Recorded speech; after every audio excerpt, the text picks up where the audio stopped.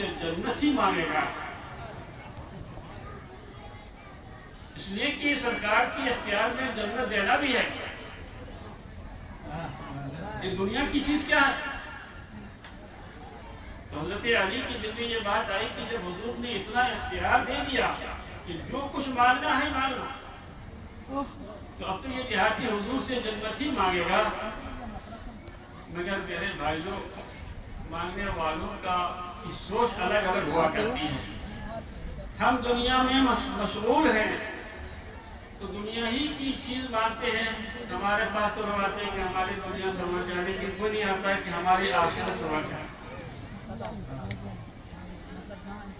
حضرت والا ہم کو یہ دیجیے کوئی تعویذ کہ میرا کاروبار ٹھیک سے چلے، میری دکان میں خوب بکری ہو، یعنی سب دنیا ہی کے سلسلے میں مانگ رہا ہے، لیکن آخرت کے لیے کوئی خوش نہیں رہا ہے۔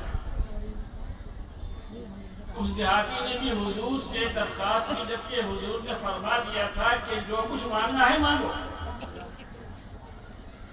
مگر اب وہ جنت کیا مانگے گا؟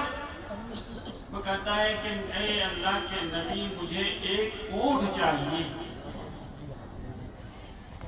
اے اللہ کے نبی، مجھے صرف ایک اونٹ چاہیے۔ تو سب کو افسوس ہوا کہ اس دیہاتی کو جب اس قدر حضور نے اختیار دے دیا تھا کہ جو مانگنا ہو مانگ لو، تو یہ اونٹ کیا حقیقت رکھتا ہے؟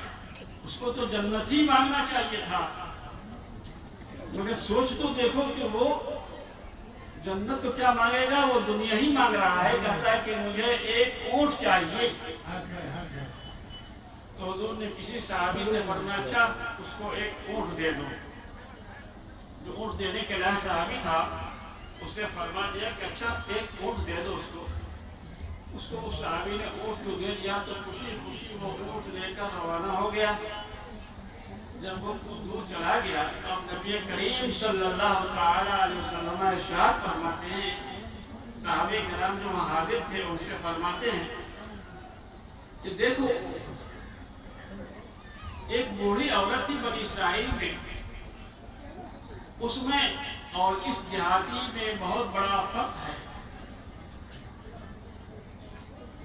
کہ وہ بنی اسرائیل کی عورت کا کیا معاملہ ہے، کیا سنو۔ اب یہاں میں آپ حضرات کی توجہ چاہوں گا، ممکن ہے کہ ٹائم میرا بڑھ جائے۔ میں تقریر اس لیے نہیں کرتا کہ ایک تو تنگ وقت ہے، نماز کے لیے بھی سب کو زیادہ تھا، لیکن کچھ جلوس آنے کو باقی ہے۔ تو اب جلوس جو آنے کو باقی ہے تو اس کا لحاظ کیا جا رہا ہے، نماز کے ٹائم میں بھی ابھی گنجائش ہے۔ تو حالات کے تحت کچھ ٹائم چینج کر دیا گیا ہے، اگر کچھ اور مزید چینج ہو جائے تو اس کے بارے میں چنتا نہیں کیجیے گا۔ درود پاک پڑھیے، اللہم صلی علی محمد وعلی آلہ وصحبہ وسلم، صلاۃ و سلام علیک یا رسول اللہ۔ تو صحابہ نے پوچھا کہ اس بنی اسرائیل کی بوڑھی عورت کا کیا واقعہ ہے، اور دیہاتی میں جو فرق رکھتا ہے دونوں کا فرق واضح فرمائیے۔ تو حضور نبی کریم صلی اللہ تعالی علیہ وسلم نے فرمایا کہ حضرت یوسف علیہ السلام دنیا میں جب تھے تو انہوں نے ایک دعا مانگی تھی خدا کی بارگاہ میں کہ رب توفنی مسلما والحقنی بالصالحین۔ اے پروردگار، یہ قرآن کی آیت ہے، قرآن نے اس بات کو ذکر فرمایا، اے پروردگار تو مجھے دنیا سے مسلمان ہونے کی حالت میں اٹھا اور اپنے نیک بندوں سے ہم کو قربت عطا فرما۔ تو حضرت یوسف نبی تھے، ان کی یہ دعا تھی، اور کیے گا یہ نبی کی دعا ہے، ہماری آپ کی نہیں۔ ہم تو آپ سے کہیں گے بھیا اس کے لیے دعا مانگو، تو اگر فوراً دعا قبول نہیں ہوئی اور دعا کا اثر ظاہر نہیں ہوا تو آپ بدعقیدہ ہو جاتے ہیں۔ جب دعا مانگتے ہیں کہ ہماری دعا قبول نہیں ہوتی، میرے بھائی دعا تو ضرور اللہ کو قبول فرماتا ہے۔ وہ فرماتا ہے ادعونی استجب لکم، اے بندو تم مجھ سے مانگو تو میں تم کو دوں گا۔ تو اس کا وعدہ، اس کی بات بیٹھنا جا کے وہاں پہ، مگر یہاں انسان ہے، ہر چیز کا نتیجہ اور رزلٹ بہت جلد جاتا ہے۔ انسان کو فوراً ہی اس کا نتیجہ چاہیے، رزلٹ چاہیے. اسی لیے قرآن نے بھی فرمایا کہ انسان کی تخلیق میں، فطرت میں جلد بازی رکھی ہوئی ہے، ہر کام میں جلدی. تو دعا کی قبولیت کو بھی وہ چاہتا ہے کہ اس کا اثر جلدی ظاہر ہو جائے. لیکن حضرت یوسف علیہ السلام نے دعا مانگی تھی تو وہ دعا کو اللہ نے قبول فرمائی، مگر حضرت یوسف علیہ السلام کی دعا کی قبولیت کا ظہور حضرت موسیٰ کے دور میں ہو رہا ہے، جبکہ دونوں کے زمانے میں 500 سال کا وقفہ کم سے کم ہے. تو دعا مانگی تھی مگر دعا کی قبولیت کا اثر 500 سال کے بعد ہو رہا ہے، اور ہم اور آپ ہیں کہ دعا مانگنے کے بعد چاہتے ہیں کہ فوراً ہی اس کا اثر ظاہر ہو جائے. اتنی افسوس کی بات. ایک نبی نے دعا مانگی. حضرت موسیٰ علیہ السلام مصر میں رہتے تھے. جب آپ کا انتقال ہوا، آپ کی وفات ہوئی، تو آپ کے ماننے والے مصر میں رہتے تھے، اور مصر شہر کے اندر سے دریائے نیل جاری تھا، اور دونوں طرف دریائے نیل کے دونوں طرف آپ کی امت، ماننے والی امت رہا کرتی تھی. جب آپ کا انتقال ہوا تو اب آپ کی امت میں اس بات پر اختلاف ہوا کہ ان کو کہاں دفن کیا جائے. اس بار کے لوگ ضد کر رہے ہیں کہ اس بار دفن ہونا چاہیے تاکہ ہمیں ان کی قربت سے برکت نصیب ہو. اس بار کے لوگ بھی خواہش کر رہے ہیں کہ نہیں، ہماری طرف ان کو دفن ہونا چاہیے تاکہ ہمیں ان کی برکت نصیب ہو. تو اب جب دونوں طرف کی امت میں اختلاف ہوا تو بات اس پر آ کر کے ٹھہری، اور بات کا فیصلہ اس پر ہوا کہ دریائے نیل کے درمیان جو ٹاپو ہے، اس کو توپ کہتے ہیں آپ، اس توپ میں ان کے صندوق کو، ان کے لاش مبارک کے صندوق کو ایسی جگہ دفن کر دیا جائے کہ دریائے نیل کا پانی آپ کے صندوق سے ٹکرا کر دونوں طرف کے لوگوں کو فیضیاب کرے. تو میرے بھائیوں، دنیا سے گزر جانے کے بعد بھی، دنیا سے گزرنے والی جو اللہ کی مقدس جو شخصیتیں ہوتی ہیں، جو مقدس بزرگ ہوتے ہیں، مقدس نبی ہوتے ہیں، ان کا فیض دنیا سے گزرنے کے بعد بھی جاری و ساری رہتا ہے. یہ عقیدہ آج کا نہیں ہے بلکہ حضور سے پہلے کی امت کا رہا ہے. چنانچہ آپ دفن کر دیے تو گئے تھے اسی ٹاپو میں، لیکن جب موسیٰ علیہ السلام کا زمانہ آیا، حضرت موسیٰ علیہ السلام اپنی قوم بنی اسرائیل کو لے کر دریائے نیل پار کرنے کی منزل میں جب پہنچے، اتنے میں جبرائیل امین وحی لے کر آ گئے اور بتایا کہ اللہ کا حکم ہو رہا ہے موسیٰ کہ آپ یہاں جو کھڑے ہو دریائے نیل کے کنارے میں، تو یہاں یوسف کی قبر قریب ہے، ان کی قبر کو کھود کر ان کی تابوت کو لے جا کر بیت المقدس میں جہاں ان کے آباء و اجداد مدفون ہیں وہاں لے جا کر دفن کرو. تو اب جب یہ وحی الہی آ گئی تو موسیٰ علیہ السلام نے تمام قوم کو، بنی اسرائیل کو مخاطب فرمایا کہ تم لوگوں میں سے کس کو حضرت یوسف کی قبر کا پتہ معلوم ہے؟ تم میں سے کسی کو ہے پتہ معلوم؟ تو سب نے کہا کہ نہیں، ہم لوگ کو نہیں معلوم ہے کہ یوسف کی قبر کہاں پر ہے.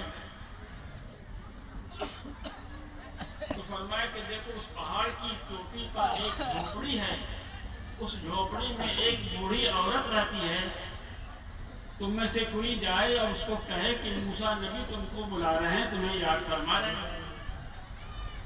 تو ایک گیا دوڑ کر اور جھوپڑی میں دیکھا سچ مچ ایک بوڑھی عورت ہے، کہا کہ موسیٰ نبی تم کو بلا رہے ہیں، تم جلدی سے چلو.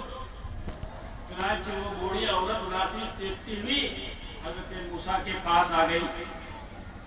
حاضر ہوئی تو حضرت موسیٰ علیہ السلام نے اسے پوچھا کہ بوڑھی تو یہی رہتی ہے، اسی دریائے نیل کے قریب رہتی ہے، تم کو یوسف کی قبر کا پتہ معلوم ہے؟ کہا کہ ہے. بتا دو. کہتے ہیں کہ میں نہیں بتا سکتی جب تک کہ آپ میری شرط کو منظور نہ کر لیں. میں نہیں بتا سکتی اس وقت تک جب تک کہ آپ میری شرط منظور نہ کر لیں. تو جھٹ سے حضرت موسیٰ نے فرمایا جا تیری شرط منظور ہے بتا دیں. مجھے بتاؤ تمہاری شرط کیا ہے. تو بوڑھی کہتی کیا ہے اے اللہ کے مقدس نبی و رسول انی اسألک مرافقتک فی الجنہ. اے اللہ کے مقدس رسول میری درخواست یہ ہے, میری آرزو یہ ہے, میرا سوال یہ ہے کہ جنت کے جس محل میں آپ کا قیام ہوگا یہ ناچیز بندی بھی اسی محل میں رہے. دیکھیے ایک وہ بوڑھی عورت تھی, جب اسے پوچھا گیا کہ تمہارا سوال کیا ہے تو اس نے اتنا بڑا سوال کر دیا. اور ایک دیہاتی کو جب حضور نے فرمایا کہ جو کچھ مانگنا ہے مانگ لے تو اس نے جنت چاہا, ایک دنیا کی ایک معمولی چیز اونٹ کا سوال کر دیا. تو حضور نے فرمایا کہ دیکھو دونوں میں کتنا بڑا فرق ہے. تو اب حضرت موسیٰ فرما رہے ہیں اے بوڑھی اتنا بڑا سوال کر رہی ہے, ارے جنت مجھ سے لے لے, جنت مجھ سے لے لے, مگر اتنا بڑا سوال نہ. پتا چلا کہ موسیٰ علیہ السلام جنت دے سکتے ہیں. جبھی تو فرما رہے ہیں کہ جنت تو لے لے مگر اتنا بڑا سوال نہ کر. یہ نہیں فرماتے کہ میں اس تمہارے سوال کو پورا نہیں کر سکتا. یہ نہیں فرما رہے ہیں میں تمہارے سوال کو پورا نہیں کر سکتا, بلکہ ان کو ہدایت فرما رہے ہیں کہ تو جنت لے لے مگر اتنا بڑا سوال مجھ سے نہ کر. مگر وہ کہہ رہے ہیں کہ نہیں, جب تک کہ آپ میرے سوال کو منظور نہیں فرما لیں گے اس وقت تک میں حضرت یوسف کی خبر کا پتہ نہیں بتا سکتی. تو اب یہ سلسلہ چلا. اتنے میں حضرت جبریل امین وحی الہی لے کر آ گئے اور اللہ کی طرف سے حکم ہوا کہ اے موسیٰ اس میں تمہارا کیا نقصان ہے, اس کے سوال کو کیوں نہیں منظور کر لیتا. میرے بھائی حضرت موسیٰ علیہ السلام نے اس بوڑھی عورت کا سوال منظور فرما لیا. یعنی سوال یہ تھا کہ جنت کے جس محل میں آپ ٹھہریں گے یہ ناچیز بندی بھی اسی میں ٹھہرے. اس سوال کو حضرت موسیٰ علیہ السلام نے منظور فرما لیا. تو میرے بھائیوں بزرگوں اب ذرا غور کرنے کی بات ہے کہ اس بوڑھی عورت نے اتنا بڑا سوال تو کیا تھا, وہ کس سلسلے میں کیا تھا, اور اتنی بڑی بات ہو رہی ہے کہ کس کے بارے میں ہو رہی ہے. یعنی کہ اللہ کے مقدس نبی کا پتہ بتا دینے کے سلسلے میں جنت کا وہ محل مل رہا ہے. ایک اللہ کے نبی کی قبر کا اور تابوت کا پتہ بتانے پر جنت کا وہ محل مل رہا ہے. اور حضور سید الانبیاء ہیں, نبی الانبیاء ہیں, سید المرسلین ہیں. ان کی راہ کی طرف جو بھی رہنمائی کر دے گا تو بتاؤ کہ اس کے لیے جنت کا کون سا مال ہوگا. اللہم صلی علی سیدنا و مولانا محمد وعلی آلہ واصحابہ وبارک وسلم. نعرہ تکبیر, نعرہ رسالت, پیر طریقت حضور مفتی عبید الرحمن صاحب قبلہ, نعرہ تکبیر. درود پاک پڑھیے. میں گفتگو لمبی نہیں کروں گا, بس یہ کرنا چاہتا ہوں کہ میرے نبی جب نبی الانبیاء ہیں, سید المرسلین ہیں, مالک کل ہیں, مالک کونین ہیں, مالک کائنات ہیں, تو اب ان کی بارگاہ میں ہم سب ان کی امت ہیں. ہم کو آج کے دن خصوصیت کے ساتھ ان سے ہی مانگنا ہے, ان سے ہی مانگنا ہے.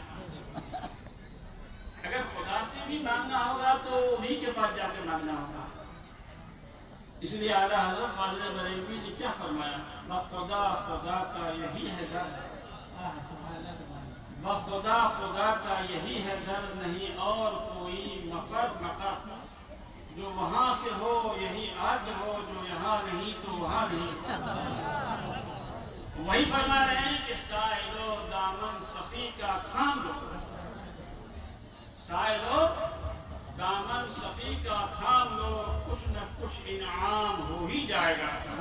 तो मेरे भाइयों बुजुर्गों, आज उस रहमत आलम की रहमत खास का दिन है। आज हम और आपको सिद्के दिल से उस नबी की बारगाह में अपनी दुनिया व आखिरत संवारने के लिए उनकी बारगाह में अपनी दरख्वास्त पेश करनी है। या रसूलल्लाह, हमारी दुनिया भी संवर जाए, हमारा उक़बा भी संवर जाए, यहाँ भी हम ठीक रहें, वहाँ भी ठीक रहें, और हश्र के दिन भी आपका साया हम पर रहे।